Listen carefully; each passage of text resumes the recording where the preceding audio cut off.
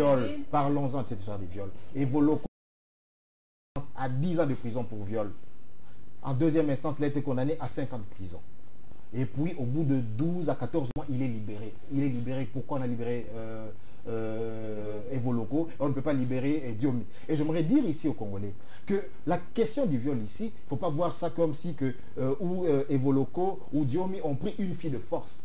Moi-même, je respecte beaucoup les femmes, je suis contre les viols et on ne peut pas les cautionner. Mais c'est une notion de viol qui a été introduite récemment parce qu'on se disait la RDC est la capitale mondiale du viol. Et on a dit qu'un homme d'âge mature, ça veut dire un homme qui a plus de 18 ans, qui couche avec une fille mineure, ça veut dire de 17 ans, même avec son consentement, même si elle consent, c'est une violence sexuelle, c'est un viol par assimilation. C'est pas un viol classique, c'est pas comme si il a pris une femme qui s'est débattue. Donc, vous voyez les viols violents qu'on voit à l'Est n'ont rien à voir avec les viols ici, parce que là, dans ce cas, dans tous nos villages, à l'intérieur, il y a des jeunes hommes qui se marient, des 18 avec des filles de 14 ans, de 16 ans, vous allez appeler ça viol? Écoutez, soyons sérieux, le viol de Diomi, ce n'était pas un viol classique qui mérite autant de haine, autant d'acharnement. Moi, je pense qu'il faut savoir ce qu'on veut. Moi, je pense qu'aujourd'hui, je vois aussi que Jean-Lucien Moussa et les autres ont menacé de quitter le dialogue parce que la question de préalable doit être résolue. Que veulent la majorité présidentielle? Est-ce qu'ils veulent faire de ce préalable une monnaie d'échange? Contre quoi? Ils doivent s'exprimer clairement. John Lungila, l'UNC aujourd'hui de Vital Kamerhe, on ne comprend plus très bien la position aujourd'hui de Vital Kamerhe. Est-ce qu'aujourd'hui, Vital Kamerhe est-il le dauphin préalable de Joseph Kabila? Est-il probablement le Premier ministre qui sortira de ce dialogue? Quelle carte joue aujourd'hui Vital Kamerhe par rapport au dialogue? Parce qu'il s'est dit lui-même troisième force de la RDC. Il a été élu, troisième personnalité après Merci beaucoup, madame, pour cette question. Etienne Tshisekedi et lui. Voilà. Je crois que Vital Kamerhe, c'est parmi les personnalités politiques, non seulement de l'opposition, de la majorité, de la classe politique, qui retient beaucoup mon attention, sur qui j'ai tout mon temps pour chercher à comprendre tout ce qui tourne autour. Et je crois qu'il n'y a pas longtemps, on a appris d'ailleurs par la bouche d'un confrère, peut-être qu'il n'est plus journaliste, il est maintenant un politique engagé, qui a parlé de Vital, qui a dit Vital Kabylie et consort autour de Vital. Moi, je suis pas camériste, je ne suis pas de l'UNC, mais quand je dispose de certaines vérités autour de Vital qui va à l'encontre de ce que j'apprends, je me vois dans l'obligation d'intervenir et de dire ce que je sais de l'homme. Donc, moi, je crois que Kamerhe, aujourd'hui, tout le mal qu'il y a pour lui, c'est pour avoir accepté d'aller au dialogue. Non seulement d'aller au dialogue, mais aussi d'aller participer aux travaux du comité préparatoire. Je crois qu'il n'est pas le seul qui a été contacté pour aller dialoguer. Tshisekedi était d'ailleurs le premier. Lui-même, il a envoyé ses émissaires qui ont eu le temps, tout le temps d'ailleurs, qui a fait même passer tout le temps, qui nous a fait perdre tout le temps dans le pré-dialogue à l'étranger comme ici au pays, des pré-dialogues qui n'ont abouti absolument à rien. Donc aujourd'hui, ici, Kamerhe a été flexible, et vous savez, l'homme est resté le même. Il a l'élégance politique, la flexibilité qui l'anime, il sait faire des concessions, c'est un acteur politique, moi je dirais, si vous me permettez, hors norme, qui sait faire des concessions, c'est un animal politique qui sait parler, qui sait voir son intérêt. Aujourd'hui, Kamerhe l'a fait, Tshisekedi est beaucoup plus radical. Ça veut dire qu'il sait avancer et reculer en même temps. On peut dire ça comme ça. Et aujourd'hui, Kamerhe a accepté d'aller au dialogue. Les choses sont allées vite. On a convoqué le comité préparatoire. Le grand problème, moi je reconnais la difficulté, le souci, la préoccupation de Tshisekedi en tant qu'être humain. Moi je ne le vois pas en tant que président de l'IDPS, quand même qu'on a débauché les députés IDPS, on a débauché son ancien secrétaire général, il a chassé pour qu'il soit là. Pour qu'il soit là au nom de l'IDPS, en tant que président de l'IDPS, il ne peut être touché. Mais aussi en tant qu'être humain, il est aussi touché parce que comme tout Moulouba qui se respecte, et comme on dit à Lingala, et ça le coup là, non, c'est juste une façon de parler. C'est comme chez les Bassoëli par exemple, chez le Balouba, tu peux tout faire, mais tu ne peux pas côté Moussa Pinaliso. C'est que Kodjo a fait à Tshisekedi, on peut tenter de le dire comme disent les Kinois, Tshisekedi Moussa Pinaliso. Et là, Tshisekedi est dans l'obligation, en convoquant le dialogue, en débauchant des fils égarés de Tshisekedi.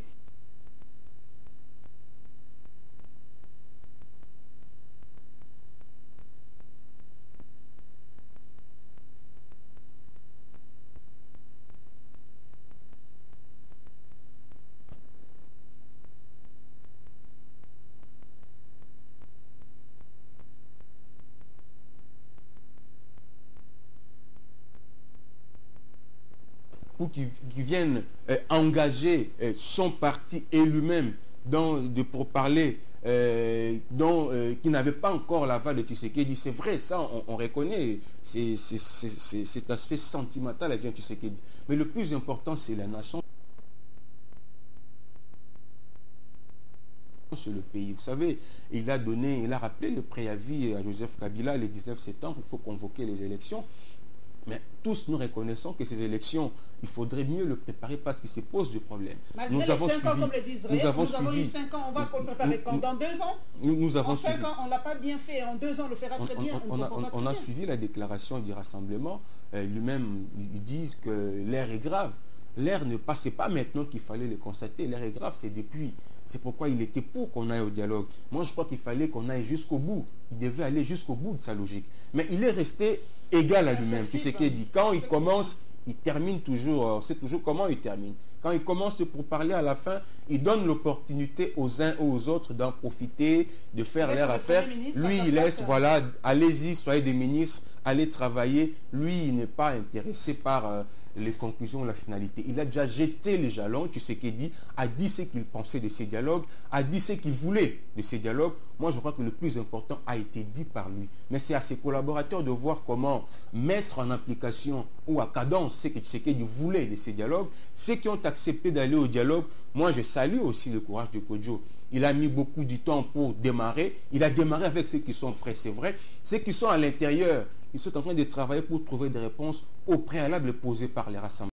La question que je me pose, si les questions ou le préalable posé par les rassemblements trouvaient des réponses grâce aux pressions, au lobbying que font l'opposition qui sont à l'intérieur, qu'adviendra-t-il? Moi, je crois que c'est ça le plus important. Est-ce que Tshisekedi, c'est vrai? Est-ce que Tshisekedi a-t-il aujourd'hui un bilan à défendre à la RDC? Est-ce qu'il a déjà géré quelque chose dans ce pays? Parce que c'est vrai que l'histoire nous permet toujours de nous remémorer, parce qu'on a l'impression que de fois, nos politiques sont comme une génération spontanée. Qu'est-ce que Tshisekedi a déjà géré dans ce pays? Rappelez un peu aux téléspectateurs, s'il vous plaît. Il ne faut pas demander à Tshisekedi des bilans. Il n'a pas les bilans en défense. Vous êtes premier ministre du maréchal Mobutu pendant 48 heures. Qu'est-ce que vous pouvez défendre comme bilan pour un pays comme la République démocratique du Congo? C'est zéro. Donc, il n'est pas comptable. Il n'a pas fait 3 mois quand même, si je me rappelle. Même 3 mois. Vous avez des premiers ministres qui ont fait 5 ans. Ils ont quel bilan à défendre? Ce n'est pas lui le premier citoyen du pays. Revenons sur le débat. Le problème, j'ai l'impression que dans ces dialogues, on dit bon, on va avec ceux qui sont prêts. Mais Kodjo a lancé un défi. Je ne voudrais pas reprendre les propos de John. Il a lancé un défi à l'opposition, au rassemblement. Mais ça va ressembler, le dialogue va ressembler à un monologue, parce que vous avez le même. Je prends l'exemple concret. Est-ce que le Rassemblement congolais pour la démocratie est des protagonistes lors de ces dialogues ou bien comme des partenaires? Vous pouvez vous poser cette question parce que vous avez les PPRD. Vous avez le PPRD qui a mandaté les siens. Vous avez également le NCD. Or, dans ces jeux-là, si le rassemblement prend part, est-ce que l'histoire de Sun City, on n'est pas tenté par ces syndromes de Sun City où on a vu les membres du RCD, des rebelles, qui étaient devenus opposants, et après on dit non, Tshisekedi il est comme un milieu de terrain qui dribble tous les défenseurs, mais au moment de marquer le but, il fait la passe à quelqu'un d'autre. Le travail a été fait aussi en amont par le régime en place.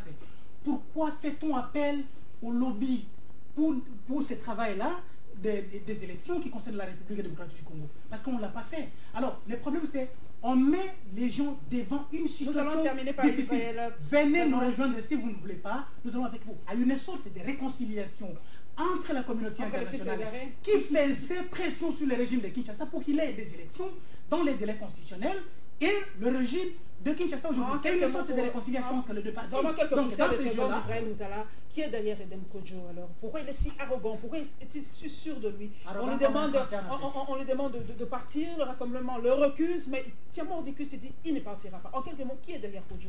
Donc je pense que Kodjo a développé une complicité avec la majorité présidentielle et c'est pas bon. Je pense que pour un médiateur, il faut être réservé, il faut être pondéré dans ses propos. Il faut concilier les points de vue divergents. Mais le problème, c'est qu'il a obtenu très peu du pouvoir jusque-là. En termes de libération des prisonniers, en termes d'arrêt de poursuite fiscale et judiciaire, il n'a presque rien obtenu. En termes d'ouverture de médias, il n'a obtenu que 2 médias sur la dizaine. Bref, il a très peu obtenu pour se crédibiliser au nom de l'opposition qui lui fait le procès, qui le soupçonne d'être en intelligence avec la majorité présidentielle.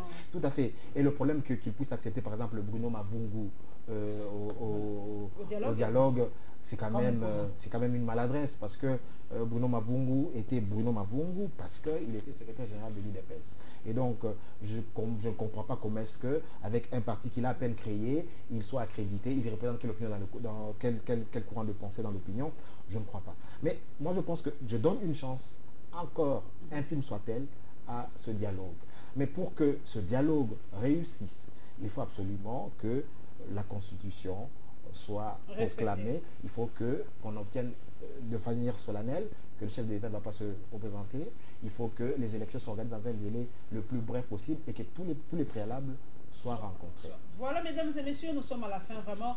J'ai pas envie de m'arrêter, mais la télévision, c'est les temps. Voilà, merci à Gabi Kouba, journaliste indépendant, spécialiste en tout cas dans son domaine économique. Vous avez senti avec passion comment il parlait des chiffres. Je crois que ça nous manque. Hein. Je crois que je dois vraiment reprendre de temps en temps des émissions économiques parce que les Congolais sont obnubilés par le dialogue. Comme merci à Gabi Kouba, merci à Israël Moutala, 7sur7.cd, merci à John Lungila, merci